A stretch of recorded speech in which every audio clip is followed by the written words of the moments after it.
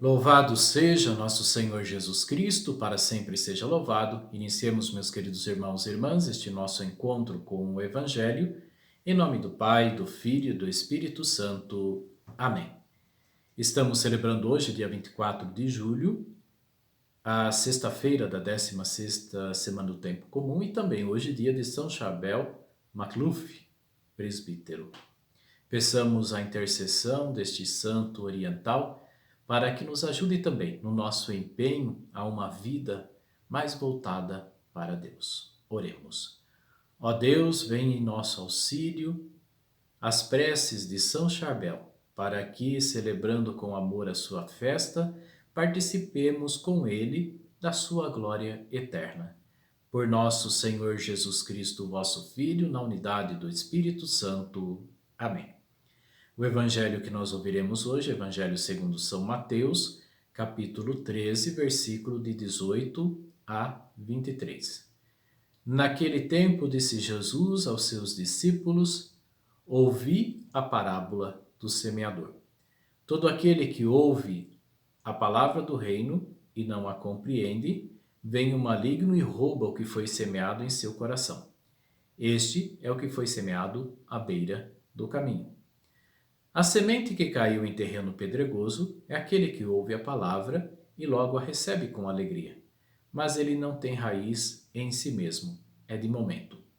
Quando chega o sofrimento, a perseguição, por causa da palavra, ele desiste logo. A semente que caiu no meio dos espinhos é aquele que ouve a palavra, mas as preocupações do mundo e a ilusão da riqueza sufocam a palavra e ele não dá fruto. A semente que caiu em terra boa é aquele que ouve a palavra e a compreende.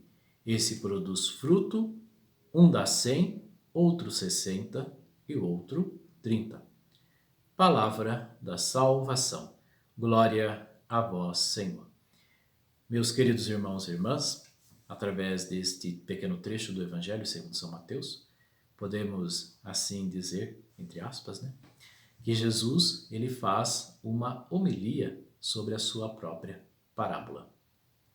E a parábola ela nos fala sobre a acolhida da palavra, a semente.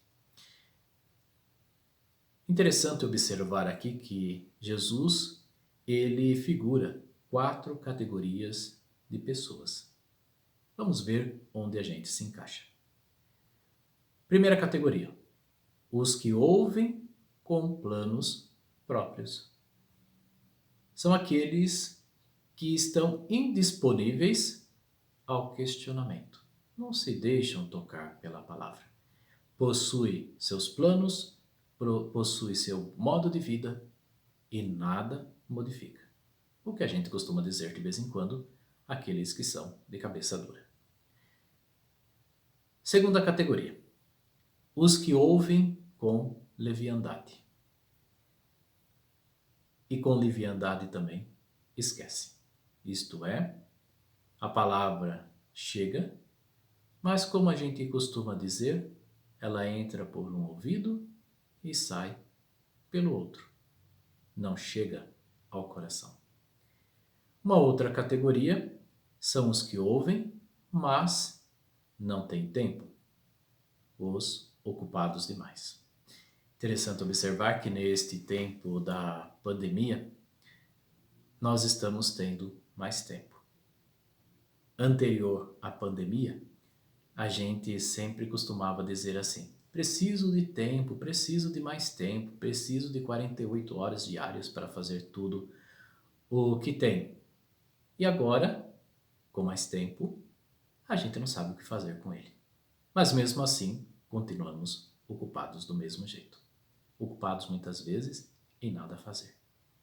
Então, essa categoria encaixa muitas vezes muito bem em nós, Aqueles que ouvem, mas não têm tempo, porque vivem ocupados demais.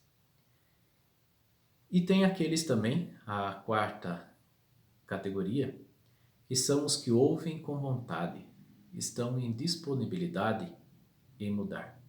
Aquele que a semente entra pelo ouvido e se aloja no coração, e lá brota e produz o seu fruto. Aí o Evangelho quer nos perguntar: a que classe pertencemos? Outro questionamento também que o Evangelho quer fazer a cada um de nós, podemos dizer assim, o Evangelho bem duro até, né? O motivo de existirem os que não ouvem não está ligado à nossa recusa a emprestar a Deus nossa voz para fazer ressoar a sua mensagem? Muitas vezes nós recebemos a semente, frutificamos, mas muitas vezes nós não queremos partilhar com os outros. Pensamos que o fruto é nosso, mas o fruto não é nosso, o fruto é de Deus. Muitas vezes nós nos recusamos a emprestar a Deus a nossa voz para falar aos irmãos sobre este fruto que nós recebemos.